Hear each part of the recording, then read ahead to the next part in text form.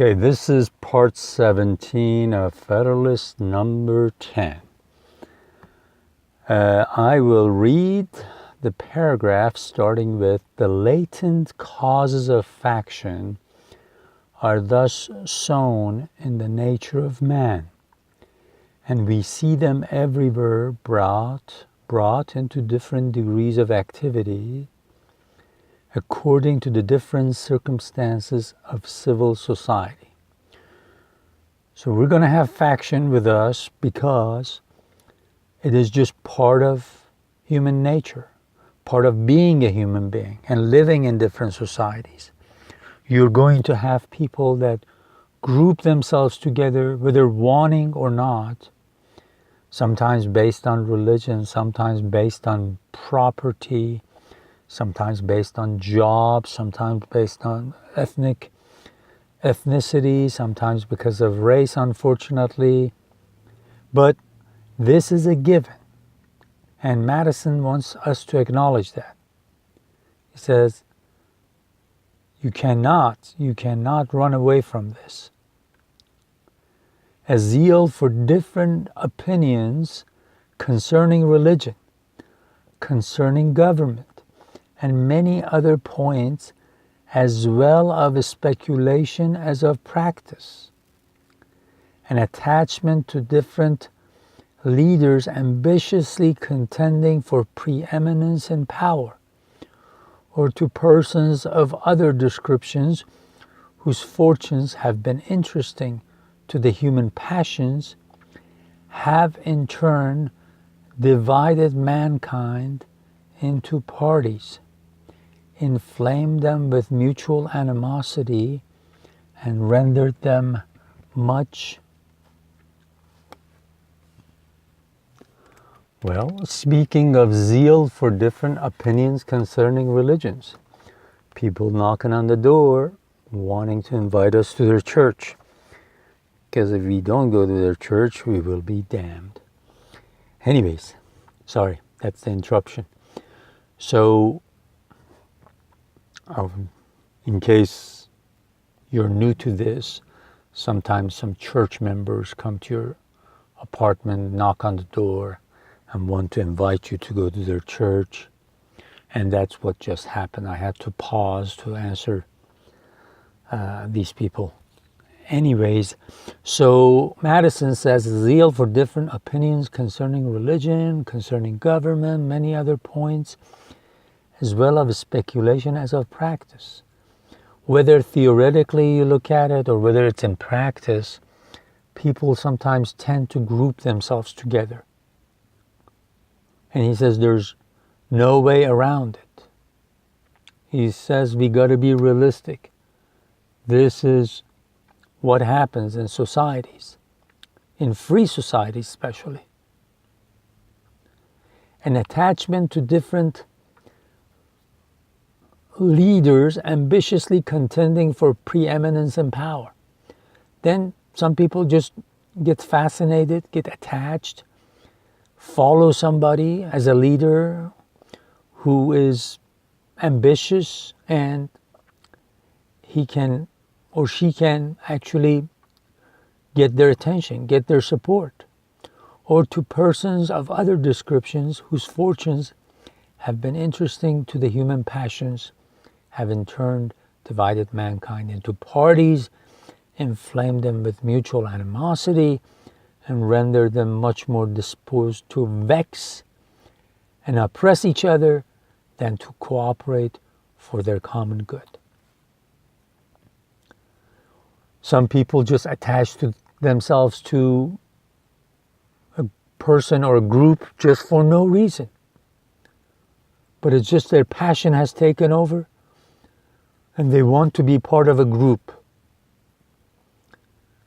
And it says, this wanting to be part of a group, whether it's for financial reasons or otherwise, this has been with human beings since you can ever remember. And this inflames our passions. Let's look at the words he's using. He says that we group ourselves together And then passions can take over. Just a simple example, you go to a stadium to watch your favorite game play or watch it on TV. You get so attached to it, even though you don't know any of these people.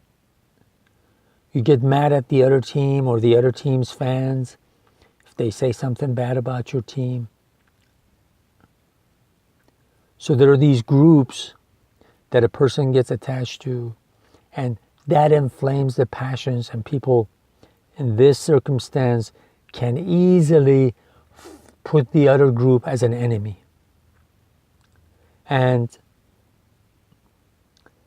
kindle their unfriendly passions and excite their most violent conflicts. Okay? So people get upset over the stupidest things, very minor things, frivolous. Okay? It says, frivolous and fanciful distinctions have been sufficient to kindle their unfriendly passions and excite their most violent conflicts. And over the most stupidest things, people become enemies, and over frivolous things, unimportant things, they go to war, they kill each other, they hate each other. And this has been the case for a long, long time, ever since humanity started gathering in societies. Then he continues, but the most common and durable source of faction has been the various and unequal distribution of property. But the most common and durable source of factions has been the various and unequal distribution of property.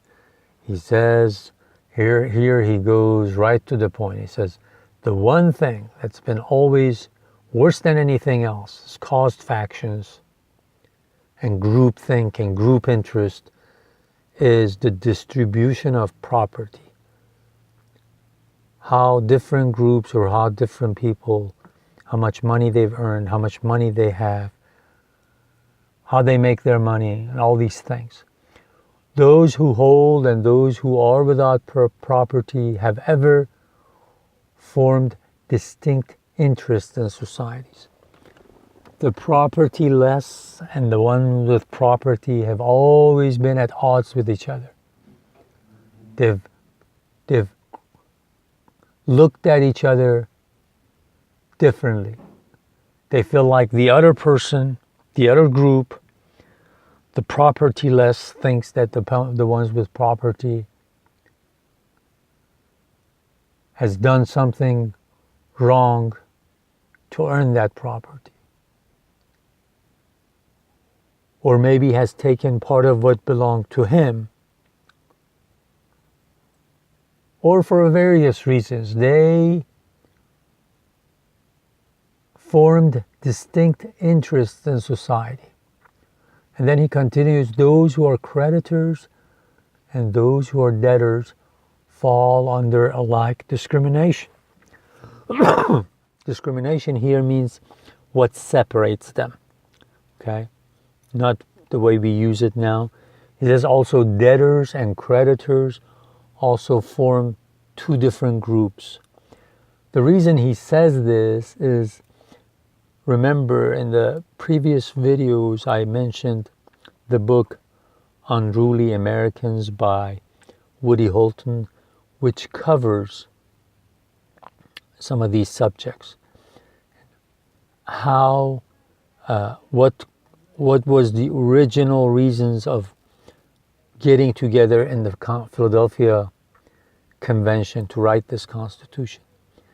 Because a lot of creditors, a lot of people who were with property felt like they were being treated unfairly by debtors or by the legislators that the debtors would elect into the assemblies of different states. Well, on top of that, there were other reasons. The higher ups, the leadership, as we talked, they were not just thinking about their pocket, they were thinking about the future of America, the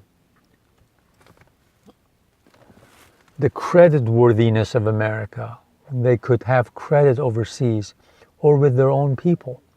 They wanted to show that they respected contracts. They would not violate contracts. So that the American government could borrow money and do the things for the country that needed to be done. So they wanted to establish good credit. So a lot of it was because of that. But also, the other part of it was the creditors wanted their money back. They didn't want to be paid with worthless paper money, which was happening in different states. So see, he talks about this. Here, this is how he writes it, but at the bottom, this is what he's thinking about. And then another two groups that might be at odds with each other: a landed interest, a manufacturing interest, a mercantile interest, a moneyed interest, with many lesser interests, grow up of necessity in civilized nations and divide them into different classes, actuated by different sentiments and views.